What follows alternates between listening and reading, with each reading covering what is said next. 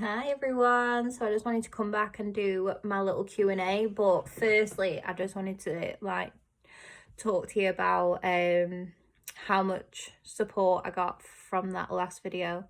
I know it was probably like a hard watch for some people, and I do think like a lot of people could have related to it, and I did make a few people cry. It wasn't my intention, it was literally just trying to help people, obviously, and it was so good for myself to do it. It's worked absolute wonders for me. Like a massive weight is off my shoulders now after doing that, because I do feel like now I can just talk so openly about everything. Yeah, so yeah, thank you so much. Like, it honestly, it it blew my mind how much like you've all supported me, so thank you. So yeah, anyway, I wanted to get to the Q&A today because I do think it's something like a few people did want to ask me questions, and a few people was like, oh my god, like I can't believe you was able to do like cry on camera and actually put it out there. So I was like, yeah, neither, like, how, I don't even know how I did it. It just happened. Like, it's so strange, but yeah, well, let's get into the first question. So why am I so stupid? So at what point did I know that I needed professional help? So I actually only got professional help about 3 years ago. Yeah, probably about 3 years ago. I was probably at a point where I could have easily took my own life, basically. And it wasn't the first time. Yeah, it probably, no, it definitely wasn't the first time I'd thought about taking my own life. Which isn't something to say so easy, because I've dealt with it now.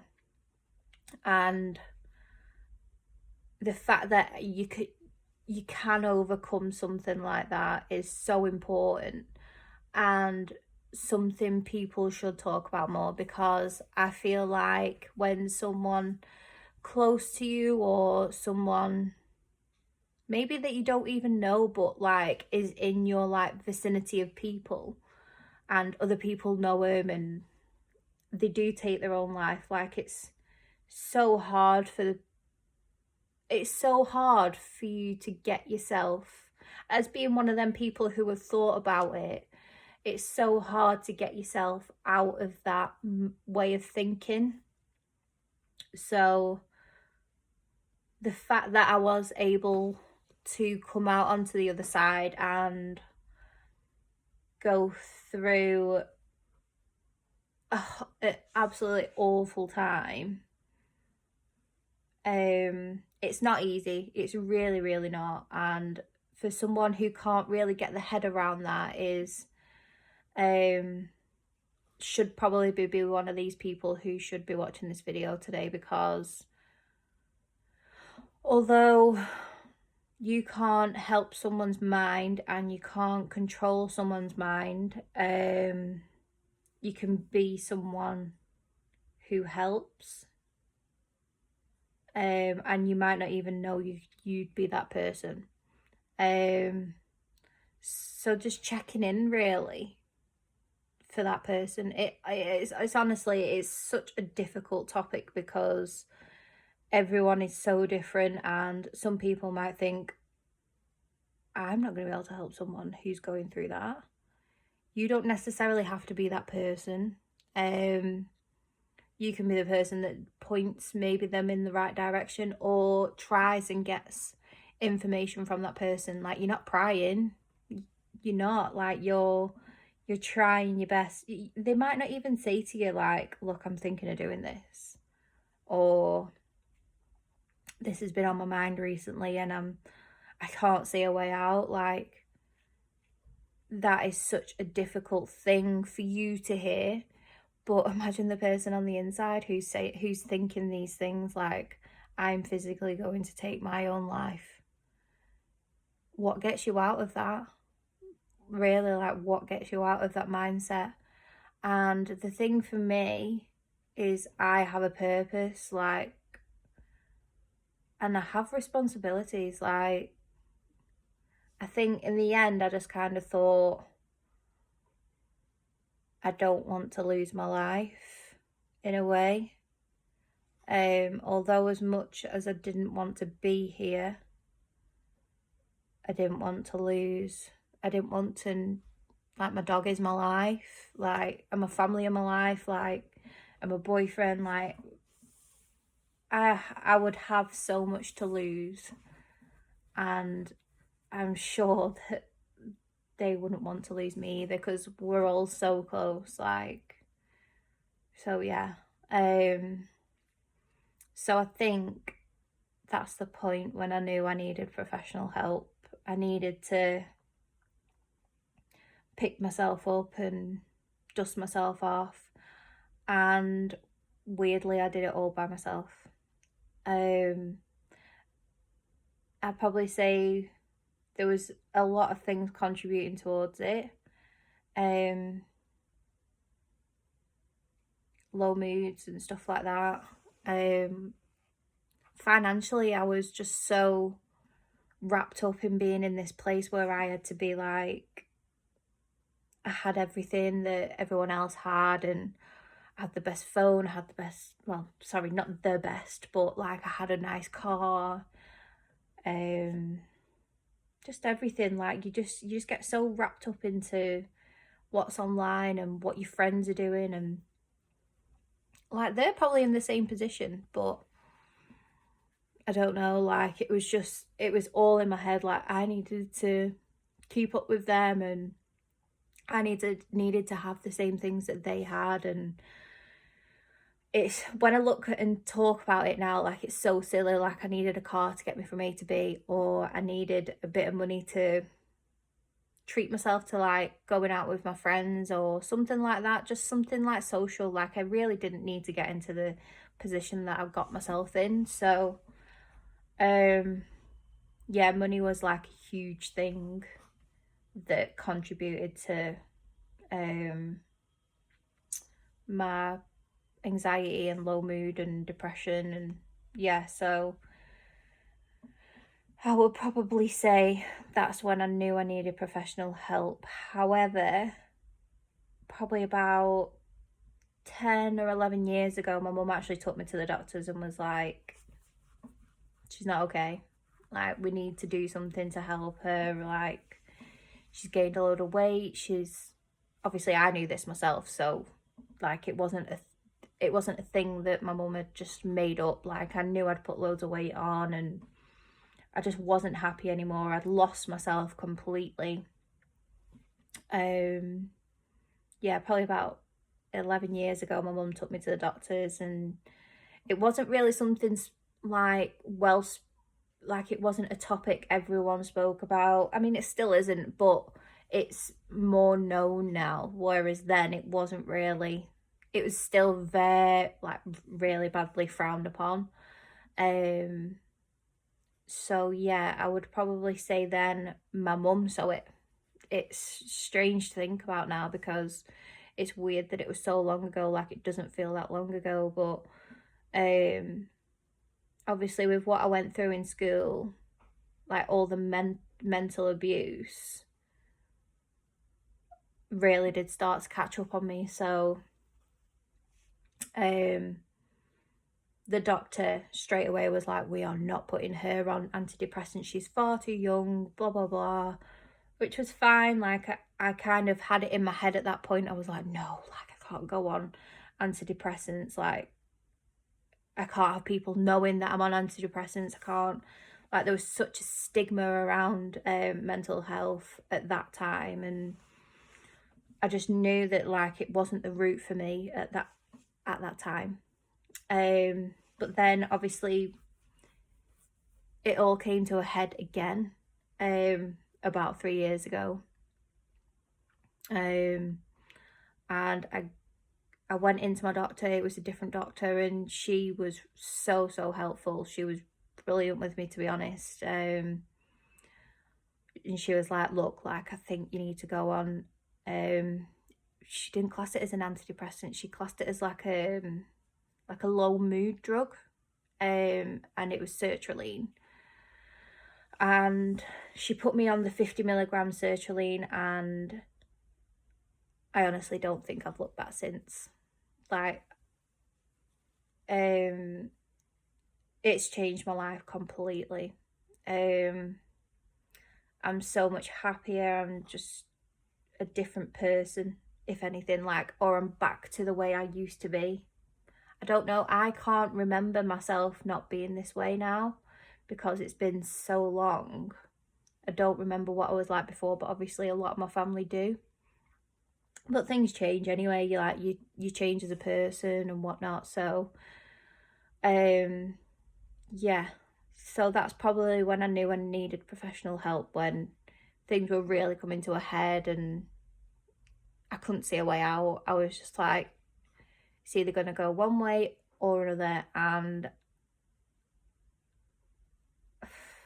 I just had so much to live for. Like, I'm getting married, like, well, it's supposed to be on Sunday, but like that'll be happening next year now. And obviously at the time we weren't engaged then, but like we were thinking about moving into a house. Like, we just got a dog, like, and he is literally my life, hands down. Like, I love him to absolute pieces. He's my little baby. My family, like, I have such an amazing family, and my friends are amazing. I had a really good job at the time. Yeah, it's completely changed my life now, and I honestly wouldn't look back. Like, a lot of people still say now, like, oh my god, like, I can't believe you're on antidepressants and stuff, and it's like, I wouldn't have it any other way. And it doesn't work for some people. I know there's a couple of people in my life who have tried going on antidepressants and it just didn't work for them, and that's fine. Like, there's other things that can help, like just trying yourself. Like, if you're strong enough mentally to do that, that's amazing. But I just couldn't. I tried for so long, like I say, going back like 11 years. So yeah, that was probably, yeah, that's probably answered that question, I would have thought. I think that's, yeah. So if I just move on to the next one, one of my friends actually asked me this question. I mean, one of my friends actually asked me the other question as well, but she asked, how would you like your friends and family to act when you're sad or down? Now, I think this is a really good question because I'm not one of them people who you don't know where you stand every day, but like, my mood could change so quickly, and it's because of people around me. Like, if I don't know where I stand with someone, it really affects with it. It plays with my mind so much. Like, it can put me in a really like uneasy place. I don't know why. I honestly, I couldn't tell you, but it puts me in such a weird place. So I'm not one to be like a person who confronts someone about like a problem or an issue that I've got. I'm not that person either. Although I have been a little bit more. I've kind of been a bit more sticking up for myself, because who else is going to?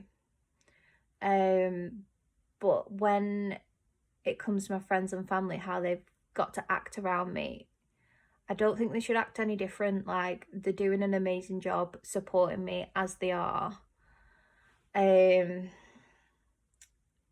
Yeah, honestly, like, I can turn to anyone, my friends, my family, and my, like, obviously my boyfriend, and I can give my dog a cuddle or whatever, just to try and make me feel better, and I know that they will.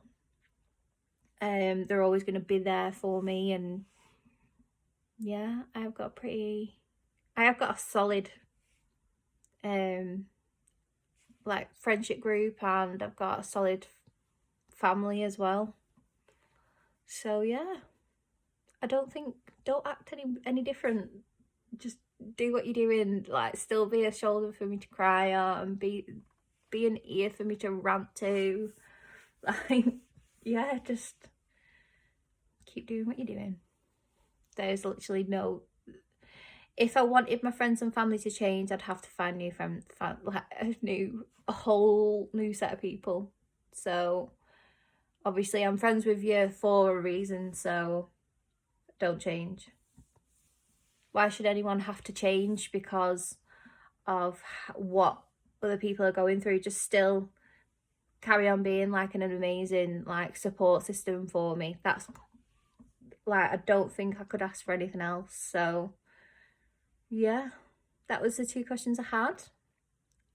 Obviously I'd love to like go into more depth about things, and if anyone does want me to bring up a certain topic, like, I'm more than happy to speak if it helps someone else, like, and it must do, because listening to someone else's problem as well that you think you might be going through, or how you think you might be able to get help with it, or if I point you in a direction that you should possibly go down, or whatever, like, a problem shared is a problem halved, as someone said in my last video, my comments. So I think that's something good to live by, because once we talk about stuff,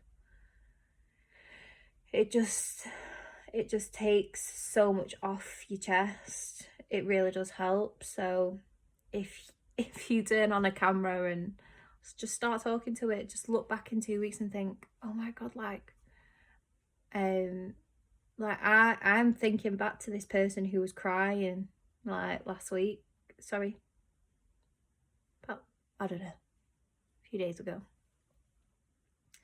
and I'm like, oh my god, like, it's just so crazy, but I don't know. It's just made me so happy to be able to like offload a little bit. Yeah. It's just made such a difference, like, just literally like me getting my camera out just to speak to people. I'm not even speaking to someone, I'm speaking to a camera. So if like once you talk out loud about it, don't let it fester in your head. It just makes such a difference, even if it is just to a camera. No one's judging you. Although if you post it, they probably are. But who cares? I'm just kind of got that mentality now, sometimes. Like, it's my life, I'll live it how I want to live it. Whatever makes me happy, I'll do. Just keep doing whatever makes you happy, because you've literally got one life to live it. Just do it. So yeah, I'll wrap it up there. If anyone has got any more questions they'd like to ask for me to go through, I'm happy to do so in another video. But yeah, I think for my next one, I'm going to do a little surprise for you guys, because I feel like my mental health problem or issue, or whatever we want to call it, doesn't matter, is like my experience, but maybe to listen to someone else's, and maybe if I provide like questions for this person to open up, whether they want to or not, we'll see. I think that would be something good for you all to listen to as well. So I think that's what I might do for my next one. I think I might get people, like, I've got a person in my head I'd like to do it with. So I'm going to try my best to do that for you guys. Just so you can see how mental health affects people in different ways. Like, I've got my way, how it affected me, and how it still affects me to this day. But we'll find a way of helping myself. But I want you to try and have as much knowledge of what other people go through as well, but something totally different to what I've been through. So I think that will be good for you all to see. So yeah, I'm going to try and do that for my next video. So yeah, if you did like this video, please like and subscribe to my channel. That would be very good, because I would love for this to just be like a topic we can always come back to and speak about. I know it's pretty serious, but I don't want it to be like completely like overwhelming for people. Like, I'm trying my best not to make it too much for people, but still going into enough depth for you to understand and see that you're not alone. So yeah, like and subscribe to my channel if you like it too. So yeah, I think I'll leave it there. So bye guys.